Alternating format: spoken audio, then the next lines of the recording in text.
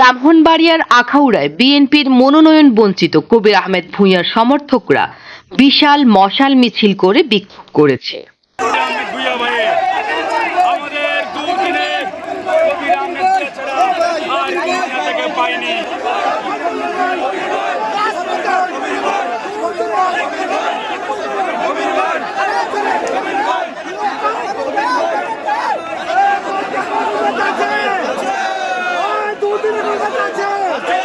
আখাউড়ার নারায়ণপুর মোড় থেকে উপজেলা ও পৌর বিএনপি এবং অঙ্গ সহযোগী সংগঠনের উদ্যোগে এই বিক্ষোভ মিছিল বের হয়ে আখাউড়া আগরতলা সড়ক প্রদক্ষিণ করে। এ সময় তারা মুশফিকুর রহমানের প্রার্থিতা বাতিলের দাবি জানান।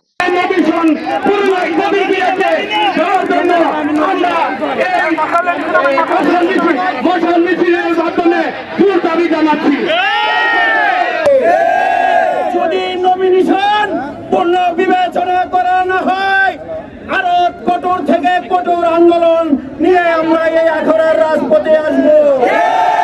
তাদের অভিযোগ, দলের দুঃসময়ে মাঠে থাকা নেতা গুমের শিকার কবির আহমেদ ভূঁইয়াকে বাদ দিয়ে দীর্ঘ 17 বছর ধরে মাঠে অনুপস্থিত মুশফিকুর রহমানকে মনোনয়ন দেওয়া হয়েছে।